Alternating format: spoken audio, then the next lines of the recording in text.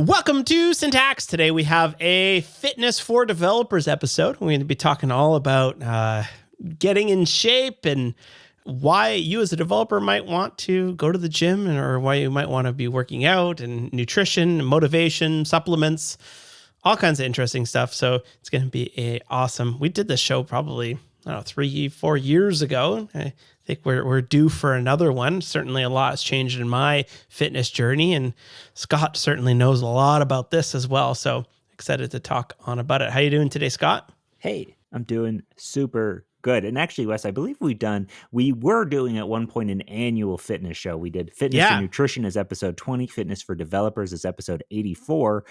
And then, as you'll get into, kind of around the pandemic, I would put a fitness show on the calendar, and you'd be like, I'm not really doing anything. Probably not a whole lot to talk about here. So I'm stoked that it's back on the calendar. We're going to get into why you shouldn't ignore this episode to it as a developer. This is one of those things where it's really quite easy. You'd be like, I only care about code. I don't care about this kind of stuff. I think it's definitely going to be worth the listen. We'll talk a little bit about why it's important, but let's say your code's getting a little too swole. Maybe you want Sentry in your corner to let you know that your code is really beefing up lately, and you got to slim it down so that way you can make sure your applications can fit through the door. That's right. They are loading fast and they're nice and spry. That's what we want our applications. We want them supple and spry, me personally. So if you want all that, head on over to Sentry.io. You can get a ton of performance tracking features. In fact, that's going to be even more important now with Google's changes that are coming to make sure that your applications rank high because they are quick and fast.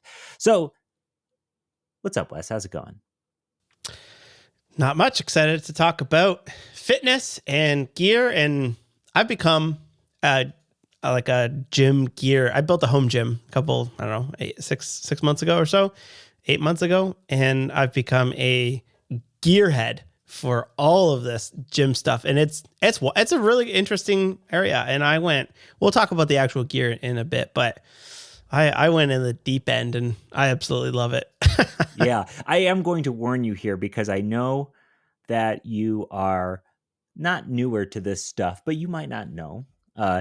Gear in the fitness and lifting world is often referring to steroids. So I know all about that too. Not that I do that, but yeah, that's probably not a I'm getting into good gear thing to lately. call myself a fitness gearhead. Yeah, I appreciate that. To be clear, none of us are on performance enhancing drugs. I think that's pretty clear from looking at us, but definitely something to be cautious about. If you can't say juice and you can't say gear. I'm not juicing. Yeah, I'm not on gear. I say those things a lot in my day to day. So yeah, certainly. Be careful with those. Quick disclaimer: Wes and I are not trained fitness professionals or doctors. These are just I'm a doctor, a code doctor. Okay, I'm a doctor of bugs using Sentry, but do not take any of this advice as if we were actually doctors or fitness professionals. Do your own research. Yes, we don't want anybody getting hurt. Me personally, let's talk about some history really quick with our fitness stuff because it's been a little while. Like you said, it's since the last time we talked about this stuff was episode 84. So give you some background. Man, I've been moving my whole life. I played all the sports as a kid, played soccer, roller hockey and that stuff. I started rollerblading, like aggressive inline when I was like in 5th grade or so, and eventually became like a sponsored skater and was living at the skate park like every day moving, right? Then in 2004, I started dancing. I've been dancing ever since then, even if my body has gotten beaten up from it. I've suffered many injuries, but I've been dancing a long time at this point. I still make it part of my weekly life. And then on top of that, I started lifting in 2011, and I've been weightlifting maybe 3-4 days a week since then. For forever and ever. So I've been lifting a long time. Your goals change, your progression changes, but at this point I have a lot of experience there, and I've been grinding out those gym sessions ever since then. So yeah, big fan. It's always part of my life now, to the point where if I don't do it in the week, I'm feeling like I'm really missing it. It's gotten to the point where like it's firmly ingrained in both who I am and like what I do. Yeah, that feeling of wanting to go back to it is like, I've just got off of a week of vacation and I hadn't worked out in a week now, and I'm cannot wait tonight. Once the kids go to bed, I cannot wait to go back to the gym and get at it, which is an odd thing that I never thought I would say, but certainly I've got to that space. So for me, I've had like when I was in university, I would go to the gym and work out quite a bit, and I got in a decent shape then. And then probably about 2019 or so, I got back into it. I had a gym nice and close to my house, and I got in pretty good shape then as well. But when the pandemic hit, obviously the gym's closed, life gets crazy, and I sort of let that slide, and I gained a bunch of weight, and then we moved houses, and actually we didn't move houses. Our gym closed completely, which was a bit of a bummer as well, and I didn't really stay on top of it. However, in the last, we moved houses, and now I built a home gym, which I'm a gearhead now, and I've been at it for about 6 months. I've lost a bunch of weight, still a little bit more to go, and Looking just good, like. Wes. Thank you. I'm getting super into like the whole just like lifting heavy things. It's very primal, but also spend a bunch of money to do primal things. And it's good. Like maybe we'll transition that to the next section, which is like why would you want to do this? And for me, it's just like about like two things. Like first is like the focus and the calmness that you feel at being a developer when you are working out is like a major hack to me, which is wild. Like being able to like focus and double down on your code. When you are working out, I notice a significant improvement on that focus and ability to just get stuff done, which is crazy that you can become, like we talk a lot about developer productivity. And one of the big productivity hacks is try to get into some half decent shape, and that will certainly help you in your day-to-day job. So that's one. And then the other one is just like, I don't want to get like old and frail, you know, like I'm starting to get old. I'm 36 years old now. And, I don't want to be like that 45-year-old that has a bad back and type of thing. Like I carried all three of my kids up the stairs because I saw a TikTok where a dad carried his three kids, and I was like, our kids are bigger than that. And I did it. I carried all three of them up the stairs in like one go, like, so we're having a fourth kid. And my goal is to be able to Hulk all four kids up in one go. So that's, Oh my gosh. that's me. Kids will humble you on the strength tip. I've been lifting for so long, and then like the first Yeah. time I had to carry the like the little, what's the little baby car seat, the little Oh, cradle yeah. car seat?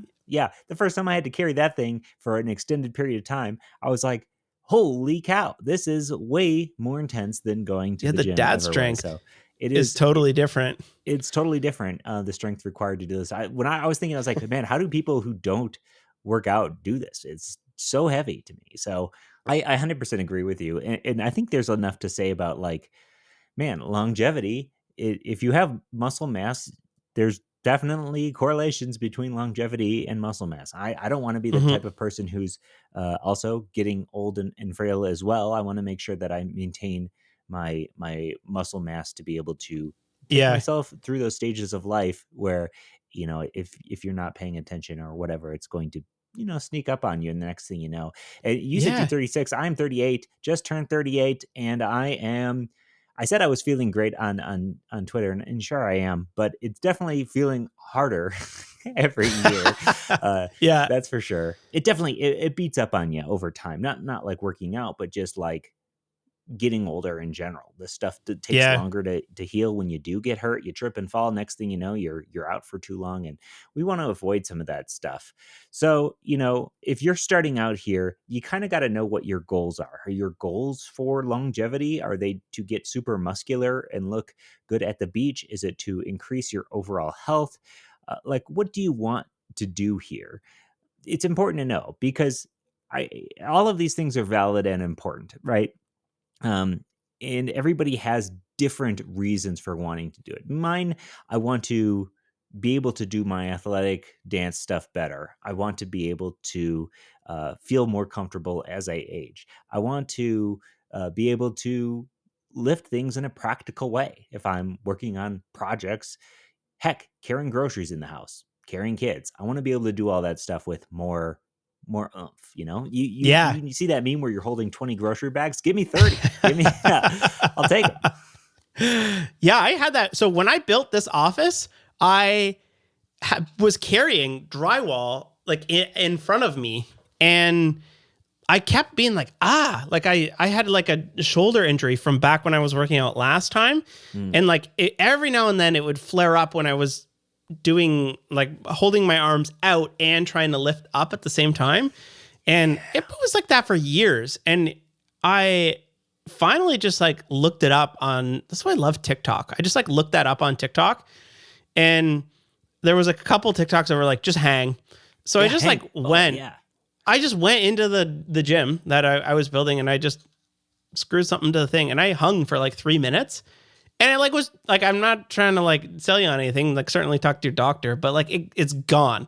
Like it never came back. And I had been bugging me for years. And it's wild that like sometimes you think, oh, like I shouldn't work out because this thing is hurting. And no, it's the opposite. Maybe you should be working out to fix those things. Yeah. The solution to fixing things isn't to go heavy and go hard and all that stuff, but the solution is also not to do anything either, because you do need to prescribe movement into that.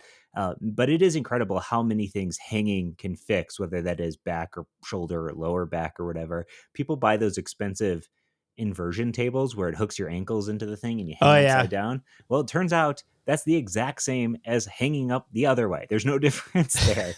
Or you could like pick up a small dumbbell with your feet and hang and just like stretch yourself out. Oh my gosh, it works so well, especially to decompress our spines. We're just kind of like, we get into that like, compression, shoulders inward mode, whatever. Yeah, hang and stretch it out. Hanging is I'm glad you said that, because that's such a good thing to do on a regular basis. Yeah, I've been it's something I do just as my warm up now. I'll just grab onto the pull up bar. I actually in the gym that we built, it's in our basement, and I put monkey bars in the joists so that our kids can do the monkey bars. I built a rock climbing wall up, and then there's monkey bars across, and then down the other side is also a rock climbing wall. And those monkey bars are fantastic for just hanging from without having to, like, they're high enough that I don't have to worry about my feet hitting the ground. Yeah. That when I saw you do that, Courtney said, "Hey, can we get this in our house?" And I said, I guess so. I'll figure it out. I do have those like stall bars, which I built. They're like Swedish stall bars, which are great. They're just basically like a little wooden dowel ladder. Those things are incredible for all kinds of stuff, whether it's bands or handstands against or hanging off of. But I do wish I had some like monkey bars in that room, because the kids sure love climbing on that stuff. I bet they would climb through the monkey bars too. Oh yeah. So let's talk about getting started. You say, okay, hey, all this stuff sounds good. Where do I go? What do I do? Well, to get started, you don't need a whole lot. You can do a whole lot with just your body weight. You can do push-ups in your office while your code is compiling, right? While you're waiting, you got 5 minutes for that next meeting. Hey, you get a little quick pump on, right? Do some push-ups real quick. Body weight squats and lunges. Did you know this? You can just squat up and down, and that's good for you. That'll help you, or do lunges. Or like Wes said, hanging on a bar. You can also do pull-ups on that bar. Even if you can't do pull-ups, you can just try to do pull-ups. That also works. So all of those things are low effort. You don't have to have a gym membership. You can just start doing. You don't have to spend any money here to have some degree of fitness or even whatever. You just have to find the time for it. And there's definitely time for it. Next one is stretching. Hey, I stretch every night. I try to stretch every night. And my habit tracker app that I've been working on, I have a long consecutive streak of stretching right now. And I think that's a hack that not enough people take advantage of, because stretching is one of those things that is relatively easy to do if you make time for it. And guess when is the perfect time to stretch? When you're doing absolutely nothing. You're watching TV. Heck, I stretch with a beer sometimes. I got my hops laying there. I'm watching TV. That should be the rule. Perfect time to stretch, right? Yeah. So like you don't have to sit on the couch. A good hack for this is that when you're watching TV, you can make a practice of like, oh, for this entire show, I'm going to sit on the floor.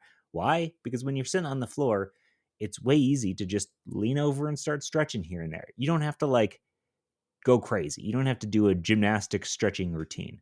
But heck, just trying to touch your toes or whatever, or grab a towel. If you can't touch your toes, wrap it around your foot and use it to pull a little bit, drink some water. Man, that goes a long way. I'm telling you, if you do 10, 15 minutes of stretching most nights, heck, 4 nights a week, whatever, without even thinking about it, you make a massive amount of progress in like 3 months' time. And then by the time you do it for a year, 2 years, whatever, you're Gumby. It's wild. It works. Yeah, you did a whole episode on stretching because you've read that book, How to Be a Supple Leopard. Is that what it's called? Great book. Yes. Yeah. I need to get a little bit more into stretching. I have been doing the squats while I'm brushing my teeth, which is hilarious. But because I've been getting into actual squats, like with the barbell and stuff like that, I've always been very, very inflexible. And it's amazing that like now that I am squatting, I feel like I'm getting a little bit more flexible of how low you can go because you have to make sure the form is correct and whatnot. So I do that. And then like, yeah, when I'm watching TV or something like that, or often our couch is really low, like the back of it. So I'll throw my leg up on there and try to get a bit of a stretch in as well. Yeah. Yeah, that it's such a good tip. Another good one we talked a little bit about something that goes a long way, especially for people with you're sitting in chairs, tight backs. Just do the like basic arm swings back and forth. Will obviously you got to like move your head when you do it. It'll just loosen up your spine. It's something I like to do every morning when you're brushing your teeth or whatever. Just get some spine movement in. It'll loop things up and get you ready to go. So I'm a big fan of doing any of that sort of thing. Another really good hack for adding fitness into your life is to do things that don't feel like you're working out. I go to dance once a week. Wes, you take your daughter rock climbing. That's really good fitness. Anything that's like skill I just watch, but yeah. Well, yeah, you just watch. I mean, that's a workout for the eyes, but your daughter's getting some exercise in. Yeah. Anything that feels like play or feels like movement without necessarily being like, oh, I'm lifting weights, I'm going for a run. Let me tell you, I hate running. That's something that you will never catch me doing. But I need cardio in my life. So how am I going to do it? Well, I'm going to go to dance. We have the exercise bike. Guess what I do on the exercise bike? I pull out my Steam Deck and I play Rocket League or video games while I'm on the exercise bike because it makes the time pass. And I hate doing the exercise bike or cardio. So it makes it easier. Anything you can do to make it fun rather than, oh, I'm going to go work out. Yeah. Lastly, here in the getting started thing, we have lifting weights. Now, lifting weights is a hack for getting fit in a lot of ways. If you had to ask me like, hey Scott, like I want to get more fit in life. It's not necessarily, get muscular or whatever. I just want to get healthier. I would say the number one best thing you can do in that regard is lift weights. You can see a massive amount of progress really quickly. You burn more calories at rest if you have muscle. Muscle burns more calories at rest than fat does. So just by doing nothing, you end up burning more calories. And I like to eat. That means I get to eat more, which is great. Yeah.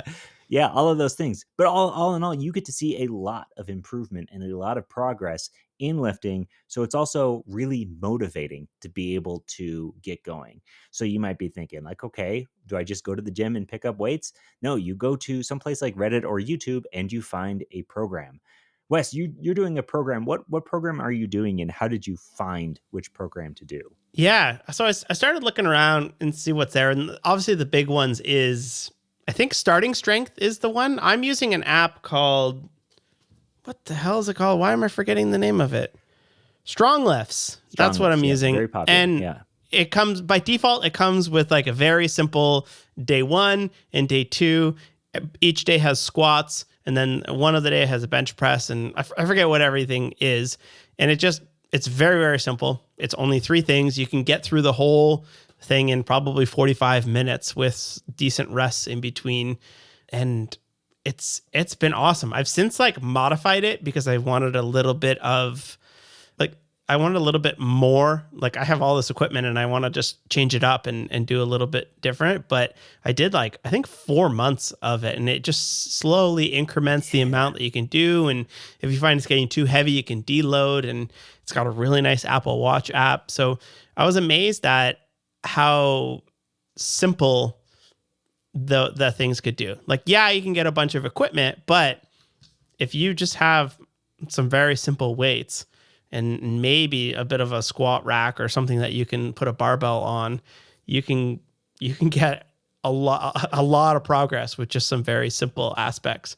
Totally. And I think that's the thing that's important is you start slow. You don't you're not going to get like, a crazy amount of improvements overnight, but you also don't want to get hurt. So you start Yeah. slow, you follow the program, and the programs typically tell you every workout you're either adding 5 pounds or 2.5 pounds or whatever to your lifts.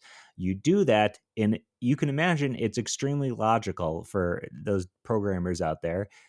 It can feel like a game. You're just slowly adding on every single time, and every single week it kind of feels about the same difficulty.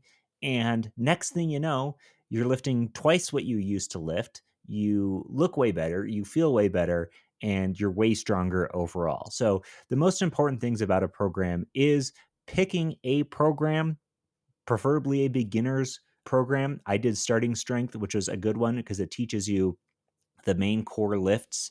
And again, Yeah. has a very similar thing to strong lifts where it's just, here's what you're doing each workout. You do it, you show up, you just come back the next day or whatever and do what it tells you to do. And you see a massive amount of progress. You don't need to go down the rabbit hole of optimizing yet. You don't need to go down like, oh, what are the best bicep workout? No, you just show up, you Yeah. do all of the Do things what that it it tells you says. to do. Yes.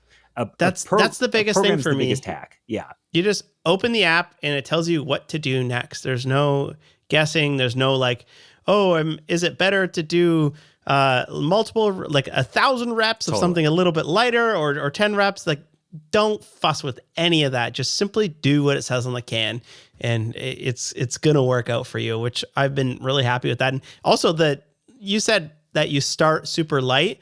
Like my first probably month was just a joke weights because Totally. I was like really wanted to nail the form of it, especially because like I was brand new to squats.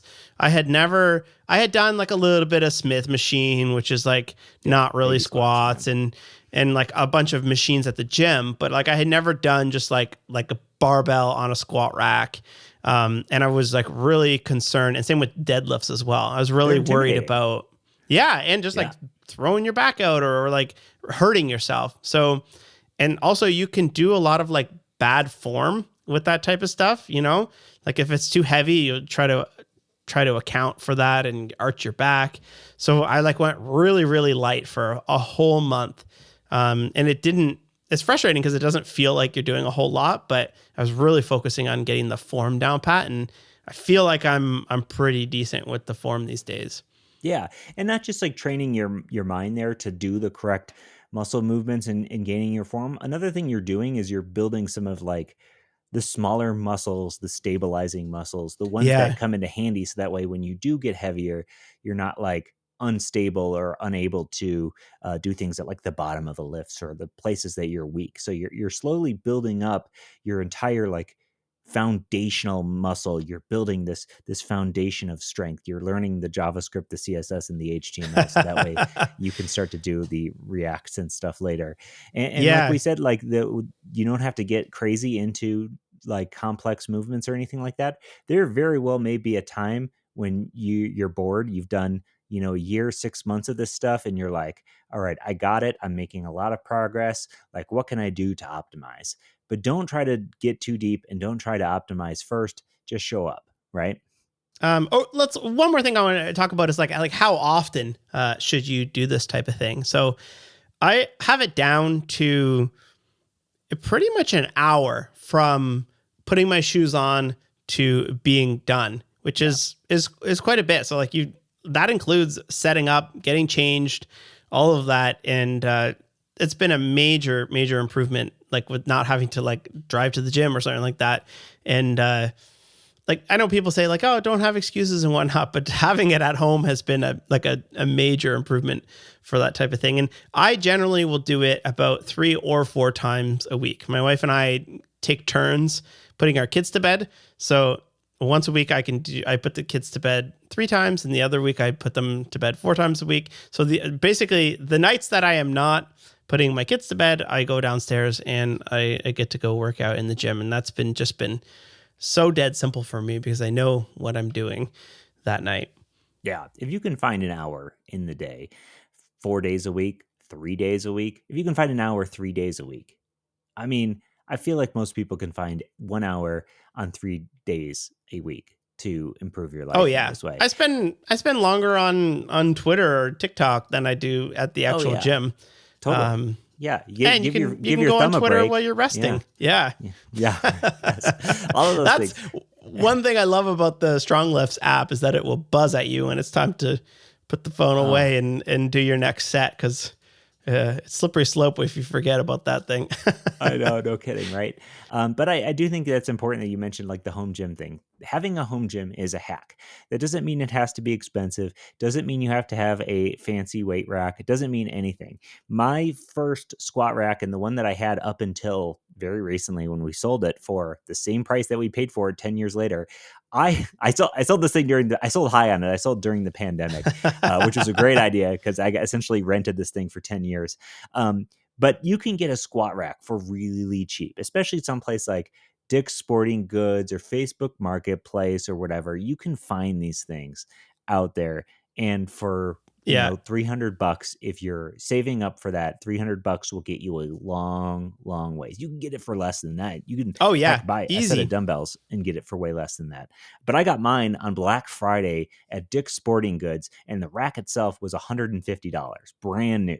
And it's like, I'll take that all day. But if you can find some room to put it in your basement. I had a buddy who had a small apartment, and he was on like the 5th floor in Denver, and he still found a way to get a squat rack into that little tiny apartment in his living room. So if you can find the room for it, man, you can like that hour to go to the gym becomes that much easier. Anytime you can find, you just roll over in. So it's a big hack. I've been a huge home gym fan for a long time. Heck, I put our first one at our house in Denver in the garage. And nowhere else to put it. That's a place, if you have a garage, you can always, classic home gym spot is the garage. It also will test your mental fortitude out if you're in the winter. That can be kind of intense. Freezing. There's guys in this Facebook group that have barbell warmers because like it's those barbells get cold. It's like a heat sink, and you can get folding racks now, and it's amazing. Racks. Some of these setups that take maybe 10 inches deep. Your whole gym can be on the thing, and obviously you got to pull the car out or move some stuff when you go to use it, but everything will just fold out and you can get using it. You don't need a whole bunch of space to make it work. Totally. Yeah. A lot of little hacks there, but the home gym is a big one. So like, what kind of stuff might you want in your home gym? You could go really minimal and get a set of the adjustable dumbbells and maybe like a bench. Adjustable dumbbells and a bench will get you a long ways. You can do everything with those, from squat to bench press. You can do everything with a set of adjustable dumbbells, and they're not necessarily cheap. But like Wes has gotten lucky with some Facebook Marketplace finds and stuff like that. You can always keep an eye on it, but nothing is as versatile as a set of adjustable dumbbells. They'll give you increments from all the way from zero, or all the way from like 2.5 pounds to 90 pounds at 2.5 pound increments. Like, that's versatile. You get so far from that. Next step up, go with the half rack. I had a half rack. That's what I had. It was just a basic rack, barbell, and it stand up so it didn't fall over, and that's all that matters. And then a bench. With a rack and a bench, you can put a little bit more weight on that thing, gives you a little bit more access to do the movements like a bench press easier. You usually have safeties on it so you can set it down easily without hurting yourself when you get into heavier weights. But those are all like a good next step. And then next thing you know, you got a glute ham deck in your basement like I do. Which I did what get you that have, right? Yeah, I got that in an open box at Rep Fitness in Denver. It was a good buy. I use it very frequently. Yeah, the adjustable dumbbells are awesome. So I found a set of 90-pound power blocks at a yard sale for $50, which is like it's like $1,000 set. So I was really happy with that. And then I found another set on Marketplace that was missing one of the increments. So the guy just had them like spilled out on the floor, but I knew the colors. So I like looked at the colors in the photo and I offered him $20 for it and he took it. And then I just contacted PowerBlock and they sent it to me for the cost of shipping. So I have 2 sets of them, and you can also buy like a bar and a curl bar that go into the PowerBlock. So it'll turn it into a, yeah. So those are pretty cool as well. I also had a set of the Bowflex ones that like turn. Those are garbage. They're so long. They're not garbage. I know a lot of people like them, but they're really long. So it's kind of hard to, like, if you were to curl them, they like hit your leg as you're curling them. Yeah. So Rep has a set as well. They just released a thing called the Quick Draw dumbbells, and they seem really, really nice. Yeah. I've had my Power Blocks forever though. Like that was one of the first pieces of equipment that we got, and they're indestructible. They've lasted forever. Oh yeah. Mine are from, I think mine are from the early 90s. Like they're probably almost as old as I am. And they will last forever. Like I'm part of the Facebook group, and I see there's like Nuo bells and these ones where you turn the handle and they click up. Those guys, they fall off a bench. The whole thing breaks. Mm-hmm. They're a little bit more fussy. They're nice. They look better, but the Power Blocks are just like so primitive.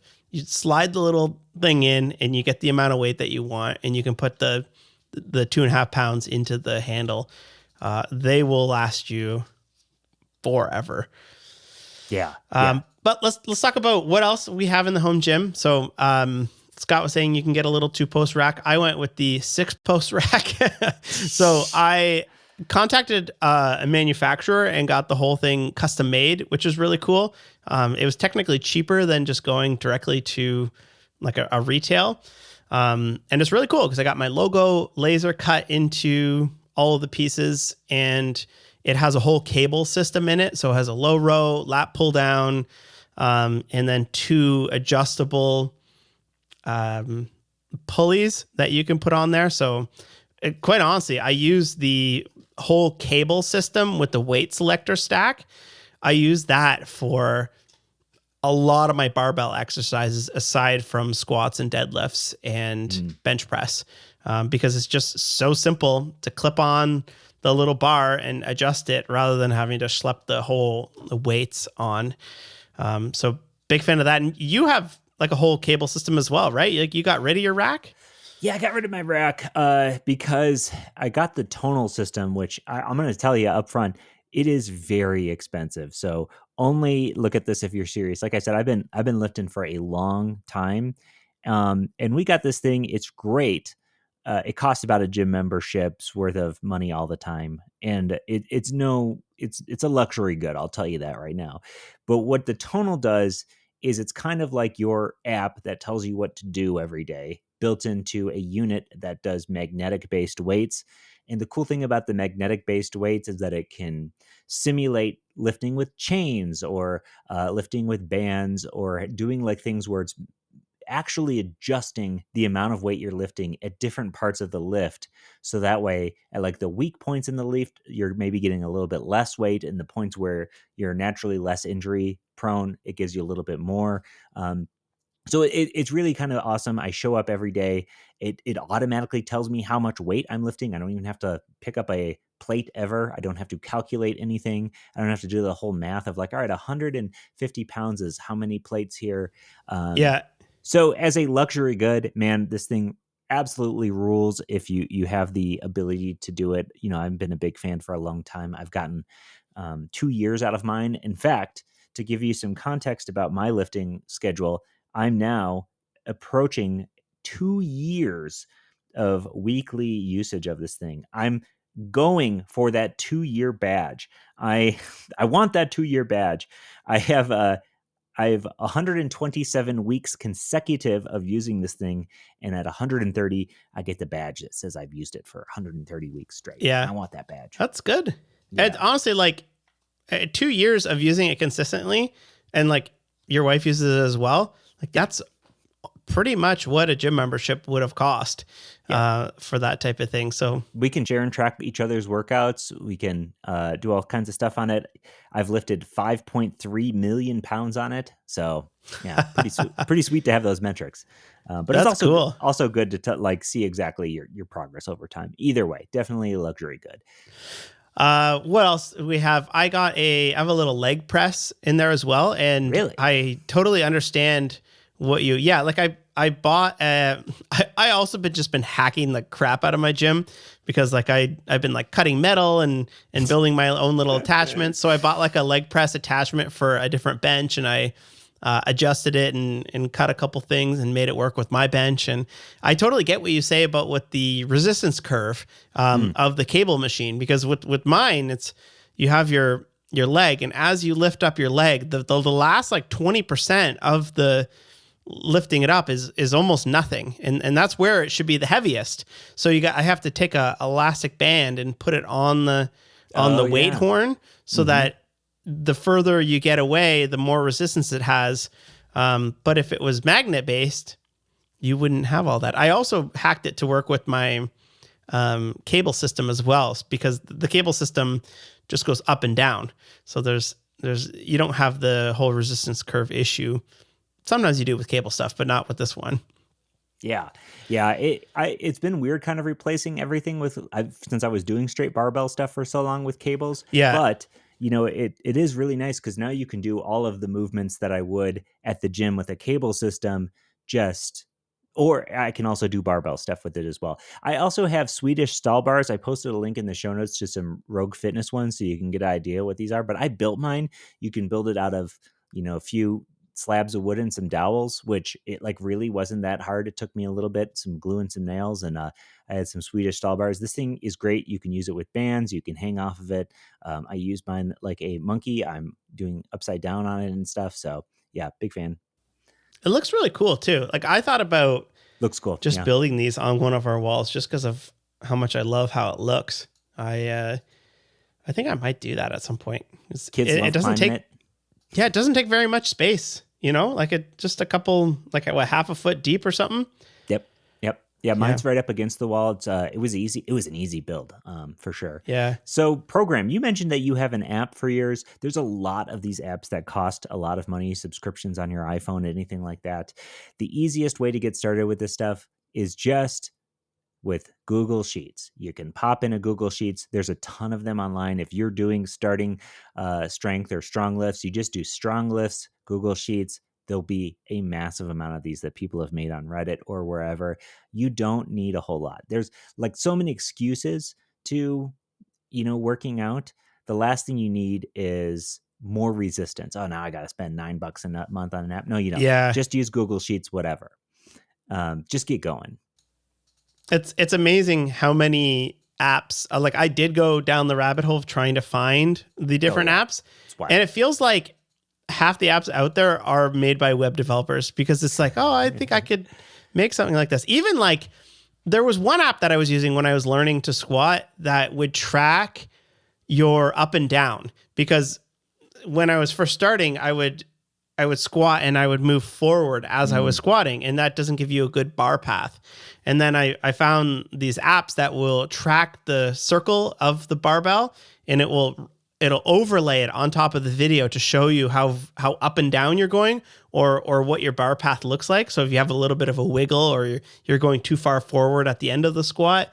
And like the amount of like self will that I had to not build that was killing me, because I was like, I could do this in Canvas. I could put like a little circle on, or like a data matrix or a QR code. I could just slap that on the end of my barbell. I know how to track QR codes in Canvas, and then I could record the video and overlay it on top and then show my bar path. And I was like, Wes, stop. Like you're not building this. There's already apps out there for it, but I'm going to tell you, so much fun stuff you could build. I've experienced the exact same thing in a very different way here. There's an app that costs like $19 a month. It's outrageous for stretching. That what it does is essentially building a skeleton, whether you TensorFlow skeleton or something of you as you're doing a stretch.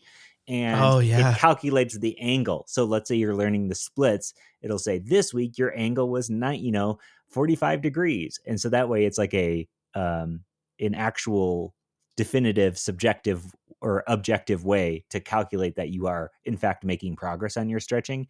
And it's the same thing. I'm like, I could build this.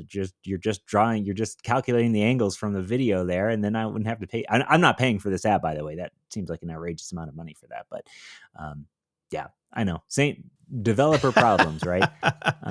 Yeah. What I do like about the Strong Lifts app is you can pay monthly, or you can, if you think you're going to use it for more than 2 years, you can just pay a one-time I like that. fee. It's pretty expensive, but Or you the can just Apple find a Watch Google Sheet. integration.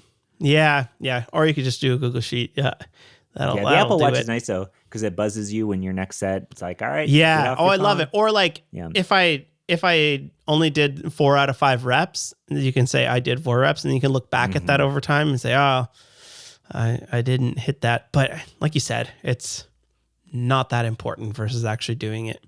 Yeah, I would say you start with something lo-fi and work your way up. In fact, I could probably find an old Google Sheet of mine from when I first started, because that's definitely where I started as well. Let's talk Yeah. about diet really quick. Diet is one of those things that nobody likes to hear, because it actually makes a giant difference in everything. And it sucks to hear that, because I like what I eat. I eat a lot. I don't want to Yeah. stop eating what I'm eating. But if you're looking for, benefits in terms of like weight loss, you can't do it with just Yeah. cardio alone. You can't out Unfortunately. cardio. Yeah, you cannot out cardio your calorie intake. So it's always calories in, calories out, and you don't have to calculate it. You don't have to get into the weeds there. So like for me, if you want to say like the 80-20 of this, the 80-20 of this is 6 out of 7 days of the week, cut out the garbage. The pop, the soda, the fast food, the junk, just the junk. Cut out the junk 6 out of 7 days of the week, and you will see an improvement. You don't have to get into crazy salads for lunch or anything like that. Add more chicken, add more just general protein into your diet. Find ways to add protein, and just reach for maybe the protein or healthier option here or there, and it will make an impact. But again, you don't have to like really crazily change your diet entirely. I'm not like one of those health freaks that won't have fast food here and there. I'll get a Good Times or a burger or whatever and be totally satisfied. But I can't do that most days of the week. So Yeah. you do need to have a decent diet. Don't make it one of those things that you can't sustain, because when people make big changes like this, it's impossible to sustain that and to keep that going. But just cut out the junk here and there. Sodas, man, I can't tell you the last time I had a pop, and your body acclimates to it to the point where like you don't even miss it anymore. But occasionally I'll get a Dr. Pepper from the fast food place, and I'll be like, wow, this is a really great little treat. Yeah. It's my biggest tip here is, for me, it was like, cut out the beer. Yeah, Even beers are like heavy. if like maybe once a week I'll have it, which it makes you feel a lot better as well. You're not feeling like garbage. It's nice in the time, but it doesn't make you feel good the rest of the week. So for me, it was mostly just cutting out the beer. I already eat pretty heavy protein. I've always been somewhat low carb, but just trying to focus on actually doing that. And my biggest tip for people is, if you don't necessarily know these things, grab one of these tracker apps and run it for a month or two, and track everything you eat. And you're going to get a really good feeling of actually if you should have that or not, or sort of like where it is. That's generally what I'll do as well, is I'll track things for a month or two when I'm just starting out. And then you get a really good feeling for like how much budget you have for these types of things. And then after that, you have a good feeling, and you don't have to stress over absolutely every single thing. And I feel like that's a pretty good one. And Scott just pasted a link here for the Macro Factor app. That's Scott Sick picked it a while ago. It is so good. I had been using like the Daily Burn one for many, many years. And then I think they nuked it or started charging for it. The Macro Factor app is very, very good. It's amazing. I can't believe it. The UI is just... Yeah, the UI is great. It's one of those things too. It's made by lifting professionals. They're like not they know what they're doing. It's not some big corpo. It's like some guy who started this, who does a podcast I like. But what's great about this app, like you said, is visibility. You don't need to get crazy into calorie tracking unless you're not seeing any progress in your weight loss journey. If that's what you're looking for, if you're looking for weight loss and you're like, why are things not moving? Well, Macro Factor will find that out instantly for you. For me, like, I greatly underestimated the little snackies that I had. Here on my desk is a fig bar, and these little Oh fig yeah, bars. those My are good. problem, these are great. Oh, Randy's got one too. Randy's got one too. Yes, they're fantastic. My problem is I'd pop a 2 or 3 of them a day, not like Newtons themselves, but actual packages. Because you're just like, oh, they're little, whatever. I'm just grabbing them. Next thing you know, that's 600 calories. And then I'd rather be eating 600 calories of something else, but I'm doing it because I'm bored or whatever. And if you don't realize where you're adding the calories, you don't realize it. And so the Macro Factor will show you, Sneak up on you. yeah, exactly, like where that burden is coming from, and then you can adjust from there. And it also makes you very cognizant, for me personally, because it breaks down by your macronutrients. So like what I was seeing, man, I was getting way too many carbs and way too much fat and not enough protein in my diet. And that was like the biggest thing for me. It's like your daily protein goal based on your weight and what you're looking to do is this. And I would get like 10% of that. I'd be like, how is that possible? I feel like I'm eating a lot of protein, but it was possible. I just wasn't eating enough. I was eating the wrong things. So yeah, it'll open your eyes, but you don't need to subscribe to it. You don't need to do it like daily for the rest of your life. Do it for a couple weeks, get the feel for what's going on, and then you'll get the vibe for where you need to be. But yeah, diet's one of those things that's touchy. It's interesting, and it all depends on what your goals are. Lastly, here before we get into like supplements and stuff, motivation. The motivation can be all sorts of things, but how do you get motivation to get to the gym? For me, the motivation is that, like you said, Wes, I have more daily energy. I have better daily focus. ADHD folks, it's a scientifically proven that if ADHD folks work out, their focus is better. Their mood is better. Depression, mood is better. Clinically proven. So if you're suffering from those things, I don't want to say like, I'm not a doctor. Go do the studies and stuff yourself. Don't take my word for it. Go look it up. But it could make you feel better in all kinds of ways. Could give you better general comfort. And if those kind of like external or those kind of internal motivations aren't big enough, you can get some external motivations, like for instance, have a workout buddy, somebody you always go to the gym with. Just like showing up to do the podcast. They're expecting you there. You show it up. You show up every day, and next thing you know, you got 770 episodes of the podcast. Next thing you know, you're super swole, look great at the beach. So who knows? Let's talk about supplements. What we're taking every day. I take just basically a bunch of vitamins, supplements. I'm trying to remember what they all are. I bought like a little one of those like pill containers that has like the AM and PM thing in there. One of those. And I'm trying to remember what is in there. Like a protein powder I'll take every day, fish oil every single day, a multivitamin, a D3 and K2 supplement, a magnesium supplement, and I think there's a few more in there that I'm totally forgetting. Basically, once a week I'll go through all the bottles and refill it. I can't tell you if it's working or not, but I think they're good for you. Yeah, there's a rabbit hole with supplements. Some of them are expensive. You don't need to spend a lot of money on supplements. I think the big thing for most people, if you are lifting weights, you want to make sure you're getting enough protein in your diet. Protein shakes are a great way to accomplish that. You don't have to spend a crazy amount of money because they can be expensive, or you can spend a crazy amount of money and get some fancier protein shakes. Either way, protein shakes are good if you're lifting weights. Daily vitamin, I just do a men's daily. Some people question whether or not that's needed. I just do it just to be sure. It's not hurting me. I do a krill oil for my omega-3s because Costco has it and they're little and cheap. Probiotic, I do that for my tummy. My tummy's not great, so a probiotic is something that helps me get the good bacteria in my tummy. Magnesium helps me sleep. And then psyllium husk I take for fiber because we're also mostly not getting enough dietary fiber in our day-to-day life. And psyllium husk is literally just like crushed up husk into a pill capsule you can take. 3 of them at dinner, 3 of them at breakfast. And next thing you know, your dietary fiber needs are completely met without having to eat a massive amount of vegetables. Eating vegetables is good. It's great. But the psyllium husk makes it easy no matter what. So that's what I take. I don't take anything too crazy. Oh, I also take creatine. Creatine for your muscles.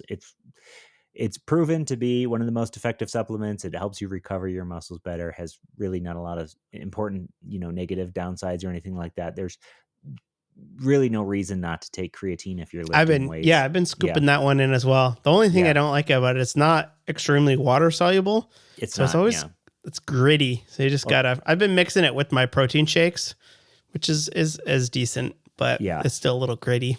I'll tell you what I do for this because I don't like that either. This is going to sound outrageous because creatine is like it's super cheap. Creatine is super cheap. You do one little scoop of it in your protein shake and you get over the grit. It feels fine. What I do is I take 7 creatine pills at dinner. 7. They're like massive.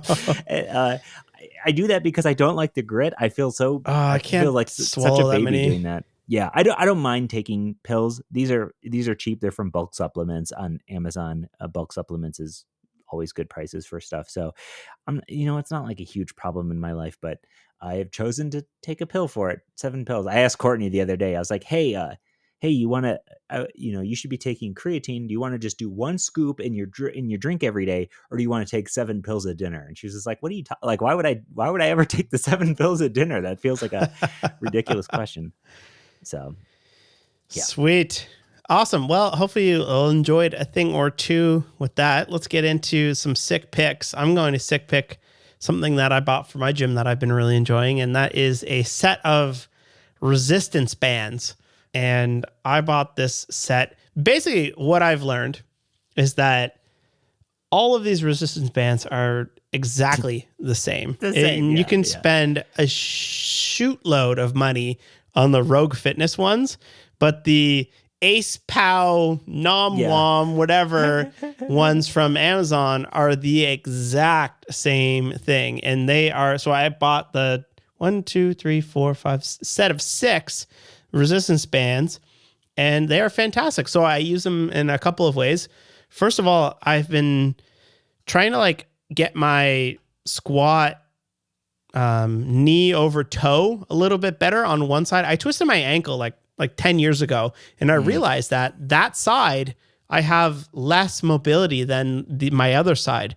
So I've been doing a bunch of stretches with the band, pulling on your foot to try to get it. There's this really good guy, YouTube, TikTok, Squat University, and he's more of like a rehab doctor that focuses on people who do weightlifting.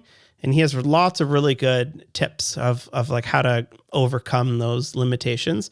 And one of them was to put a resistance band on your foot and stretch it out that way. And then the other way I use it is I have the pull-up bar, and I can't do like 10 pull-ups, I can maybe do right now, I can maybe do 4. Okay. So I'll put like one of the thinner ones and do assisted pull-ups. And you just put your foot, I put 2 band pegs into the rack and wrap a band around that. And then you put your feet on it. And that mimics like you being like 25, 30 pounds lighter. And then you're able to do the pull-ups. So if you're having trouble getting the pull-ups done, check out the resistance bands. Yeah. Speaking of pull-ups, my daughter finally stopped wearing pull-ups, and it's been awesome, finally.